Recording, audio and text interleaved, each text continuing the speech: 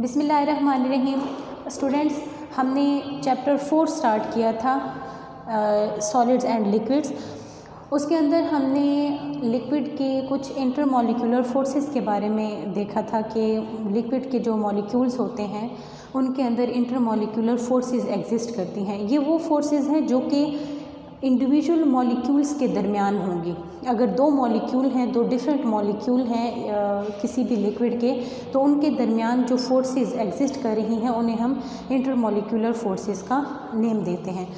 फिर उसकी कुछ टाइप्स होती हैं इंटरमॉलिक्यूलर फोर्सेस की। डायपोल फोर्सेस उसके अंदर आ जाती हैं, डायपोल इंड्यूस्ड डायपोल फोर्सेस आ जाती हैं। तो ये डिफरेंट टाइप्स हमने स्टडी करना स्टार्ट किया था। आज हम उन्हीं की एक टाइप को देखेंगे जो कि है instantaneous dipole induced dipole forces. Instantaneous dipole induced dipole forces को दूसरा नाम दिया जाता है लंदन डिस्पर्जन फोर्सेस का। लंदन डिस्पर्जन फोर्सेस इन्हें साइंटिस्ट के नेम की वजह से दिया जाता है। लंदन एक साइंटिस्ट था एफ लंदन, 1930 में उसने इनको जो है वो देखा था। उसने जब एक्सपेरिमेंट किया उसने ये देखा कि हीलियम को लिक्विफाई किया जा सकता है। तो उसने ये चीज़ नोट की कि अगर हीलियम को लिक्विफाई किया जा सकता है, इसका मतलब ये है कि हीलियम के मॉलिक्यूल के दरमियान कोई ना कोई फोर्स जो है वो एग्जिस्ट कर रही है। उनके मॉलिक्यूल्स एक दूसरे के साथ कोई ना कोई इंटरमॉलिक्यूलर फोर्स रखते हैं। तो उसने इसके ऊपर जब काम किया तो उसने लंदन डिस्पर्जन फोर्सेस को या फिर instantaneous dipole induced dipole forces को के बारे में जो है वो हमें फर्दर बताया। अगर हम लंदन डिस्पर्जन फोर्सेस की डेफिनेशन करें तो हम कहते हैं कि the momentary forces of attraction between the instantaneous dipole and induced dipole is called instantaneous dipole induced dipole forces. ये हमारे पास बेसिकली है क्या, ये इंटरेक्शन की फोर्सेस हैं, ये फोर्स ऑफ अट्रैक्शन है। किन के दरमियान? इंस्टेंटेनियस डायपोल के दरमियान और इंड्यूस्ड डायपोल के दरमियान। एक हमारे पास डायपोल इंड्यूस्ड डायपोल होगा और एक डायपोल इंस्टेंटेनियस डायपोल होगा। इन दोनों डायपोल्स के दरमियान जो फिर फोर्स होगी उसको हम लंदन डिस्पर्जन फोर्सेस या फिर instantaneous dipole induced dipole force का नेम देंगे। इसकी एग्जाम्पल में हम देख लेते हैं कि हाइड्रोजन के जो मॉलिक्यूल्स हैं उनके अंदर यही इंटरेक्शन पाया जाता है। जो नाइट्रोजन गैस हो गई या फिर नोबल गैसेस हैं या फिर हम क्लोरीन गैस की एग्जाम्पल ले लें, फ्लोरीन गैस है, इनके अंदर ये वाली इंटरेक्शन मौजूद होती है। जनरली हम कह सकते हैं कि जो नॉन पोलर मॉलिक्यूल होते हैं उनके अंदर ये वाली इंटरेक्शन जो है वो एग्जिस्ट करती है प्रोमिनेंटली। तो हम अगर पोलर मॉलिक्यूल्स की बात करते हैं तो हमने प्रीवियस लेक्चर में जैसे देखा था कि हमने डायपोल फोर्सेस की जब बात की थी उसमें हमने हाइड्रोक्लोरिक एसिड की एग्जांपल ली थी। हाइड्रोक्लोरिक एसिड अब एक ऐसे मॉलिक्यूल्स हैं जो कि पोलर मॉलिक्यूल हैं। मतलब हम ये कह सकते हैं कि अगर हम डायपोल फोर्सेस की बात करेंगे तो वो पोलर मॉलिक्यूल के अंदर एग्जिस्ट करती हैं। तो पोलर मॉलिक्यूल में डायपोल फोर्सेस एग्जिस्ट करती हैं और नॉन पोलर में जो है वो प्रोमिनेंटली ये वाली फोर्सेस एग्जिस्ट करती हैं जिनको आज हम स्टडी कर रहे हैं। Non polar forces, non polar जो मॉलिक्यूल्स होते हैं उनके अंदर प्रोमिनेंटली ये वाली फोर्सेस होंगी। बिल्कुल ज़रूरी नहीं है कि हमारे पास जो है वो पोलर मॉलिक्यूल्स में ये फोर्सेस ना हो। पोलर मॉलिक्यूल में भी ये होती है लेकिन उसमें डोमिनेंट जो है वो डायपोल फोर्सेस होती हैं।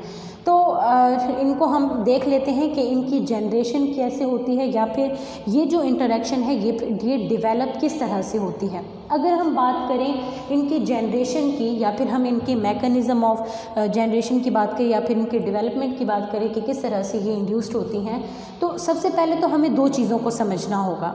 यहाँ पर दो टर्म्स यूज़ हो रही हैं, एक है इंस्टेंटेनियस डायपोल और एक है इंड्यूस्ड डायपोल। सबसे पहले हम इन दोनों टर्मिनोलॉजीज़ को समझते हैं कि ये क्या है, उसके बाद हम देखेंगे कि ये इंटरेक्शन होती कैसे है। अगर हम बात करें इंस्टेंटेनियस डायपोल की, अब इंस्टेंटेनियस डायपोल क्या है? देखिए, आपके पास कोई भी मॉलिक्यूल है उसके अंदर जो एटम मौजूद हैं उन एटम्स के सेंटर में न्यूक्लियस होता है और उन न्यूक्लियस के इर्द गिर्द होते हैं इलेक्ट्रॉन। अब होता कुछ यूँ है कि उसके इर्द गिर्द जो इलेक्ट्रॉन होते हैं वो इलेक्ट्रॉन क्या करते हैं कि अगर इधर से एक और इसी तरह का एटम आएगा तो इनके इलेक्ट्रॉन एक दूसरे को क्या करेंगे, रिपेल करेंगे। जब ये एक दूसरे को रिपेल करते हैं तो होता ये है कि ये जो एटम पहले न्यूट्रल एटम के तौर पे एग्जिस्ट कर रहा था, इसके अंदर थोड़ी सी जो है वो डायपोल इंड्यूस हो जाएगी। अब इसके अंदर जो डायपोल आएगी उसको हम कह सकते हैं कि आपकी बुक में एक डायग्राम बनी हुई है जिसके अंदर हम देख सकते हैं कि एक तरफ उन्होंने पॉजिटिव और एक तरफ उन्होंने जो है वो नेगेटिव चार्ज बनाया हुआ है। अब ये इस वजह से होता है क्योंकि मॉलिक्यूल लिक्विड में एक दूसरे के जब नज़दीक आते हैं, हम ये बात बार बार पढ़ते हैं कि जो इंटरमॉलिक्यूलर फोर्सेस हैं वो मॉलिक्यूल के एक दूसरे के नज़दीक आने पे और ज़्यादा जो है वो ताकतवर हो जाती हैं और ज़्यादा वो फोर्सेस इंक्रीज़ कर जाती हैं।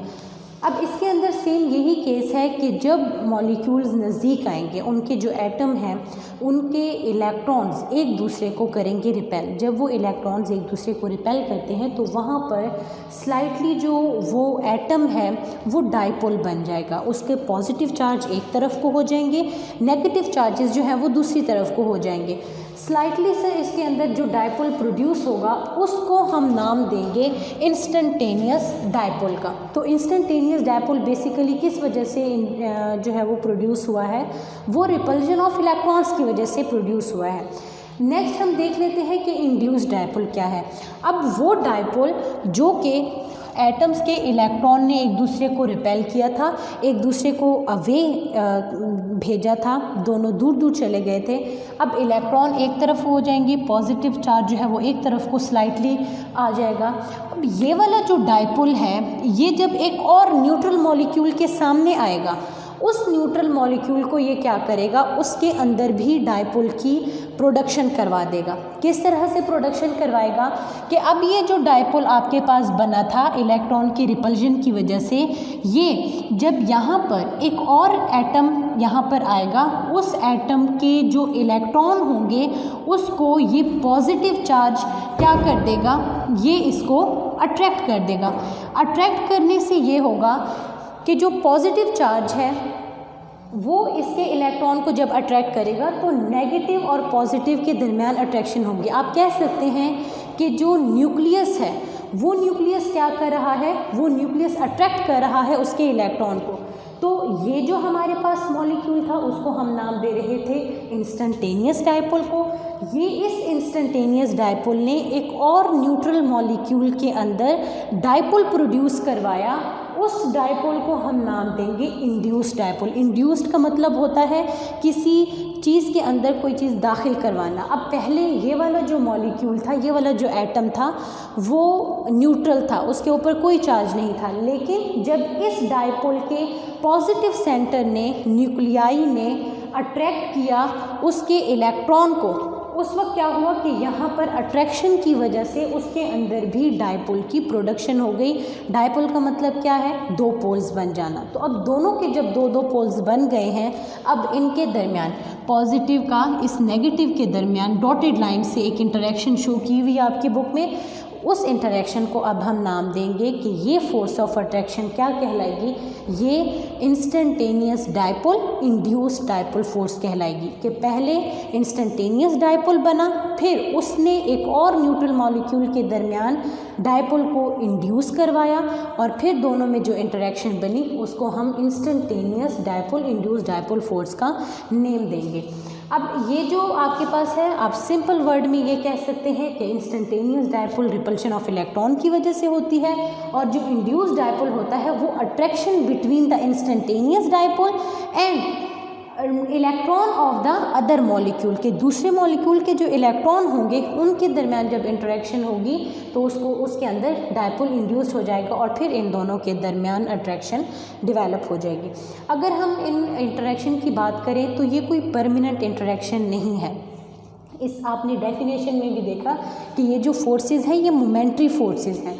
मोमेंट्री फोर्सेस से मुराद ये है कि देखिए, सबसे पहले जो बात शुरू हुई थी, जो इंडक्शन हुई थी, जो इंस्टेंटेनियस डायपोल बना था हमारे पास, वो कब बना था, जब इलेक्ट्रॉन ने एक दूसरे को किया था रिपेल। अब इलेक्ट्रॉन जो हैं वो अपने ऑर्बिटल में सर्कुलेट करते रहते हैं, अपने ऑर्बिटल में कॉन्टीन्यूसली मूव करते रहते हैं। कंटिन्यूसली मूविंग की वजह से अब वो एक जगह पे फिक्स नहीं होते, इस वजह से वो जब रिपल्जन करेंगे तो वो उसी मूवमेंट के दौरान करेंगे रिपल्जन। फिर अब ये जो मॉलिक्यूल है जब रिपल्जन इनके दरमियान होगी तो तभी चूँकि इंड्यूस होना है दूसरे मॉलिक्यूल में डायपोल फोर्सेस ने, तो होगा ये कि इन इलेक्ट्रॉन के कॉन्टीन्यूसली मूविंग की वजह से ये एक जगह पे फिक्स्ड पोजीशन में ये इंटरेक्शन नहीं रहेगी। मतलब हम ये नहीं कह सकते कि यहाँ पर हमारे पास एक मॉलिक्यूल है और दूसरा मॉलिक्यूल यहाँ पर है, ये फिक्स पोजीशन इनकी है और यहीं पर ही इनके दरमियान ये इंटरेक्शन मौजूद होगी। ऐसा नहीं होता, बल्कि हो सकता है कि थोड़ी देर में ये इंटरेक्शन टूट के ये मॉलिक्यूल किसी और मॉलिक्यूल के साथ अपनी इंटरेक्शन बना ले, या फिर ये मॉलिक्यूल यहाँ से तोड़ के किसी और मॉलिक्यूल के साथ अपनी इंटरेक्शन बना ले।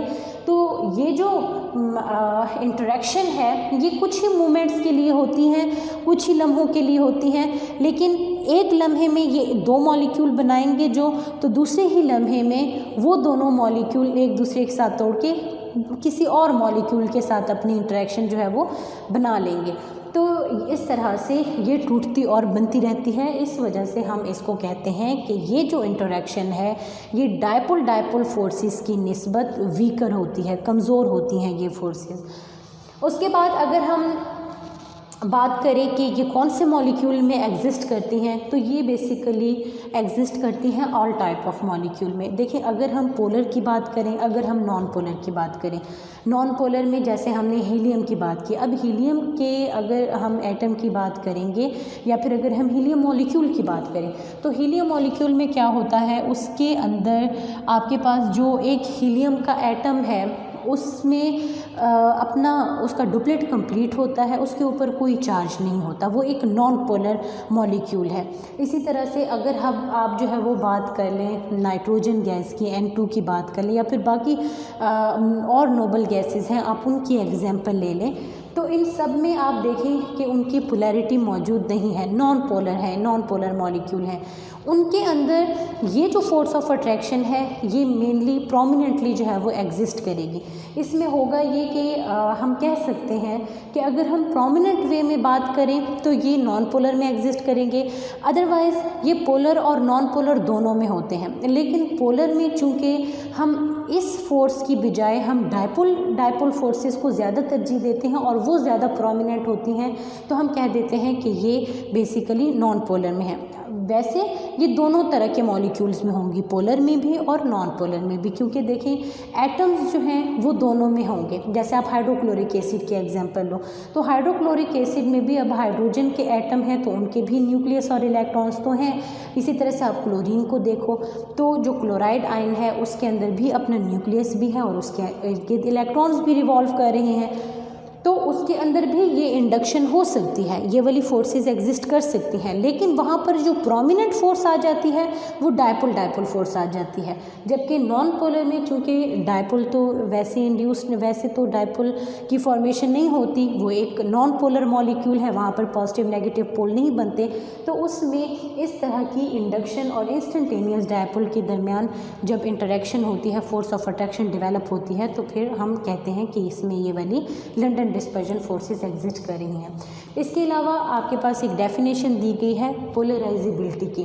पोलराइजेबिलिटी बेसिकली अगर हम इसकी देखें तो ये एक मेजरमेंट है, measurement of the extent to which electron cloud can be distorted और पोलराइज। पोलराइजेबिलिटी हमें बताता है किसी भी मॉलिक्यूल के डिस्टॉर्ट होने के बारे में। अब डिस्टॉर्शन का क्या मतलब है या फिर पोलराइज होने का क्या मतलब है? इसका मतलब ये है कि कोई भी मॉलिक्यूल है वो मॉलिक्यूल कितने अच्छे तरीके से डायपोल बना सकता है, वो आसानी से डायपोल की फॉर्मेशन कर देगा या फिर थोड़ा सा डिफ़िकल्ट वे में वो डायपोल की फॉर्मेशन करेगा। एक्सटेंट के बारे में बताता है डिस्टॉर्शन के, कि कोई भी हमारे पास एटम है, कोई मॉलिक्यूल है, उस मॉलिक्यूल के अंदर जो पोलराइजेशन का प्रोसेस है वो कितनी आसानी से हो सकता है। इस चीज़ को हम नाम देते हैं पोलराइजेबिलिटी का। तो आज के टॉपिक में बस इतना ही। इसके अंदर हमने जो है वो just instantaneous dipole induced dipole forces को देखा।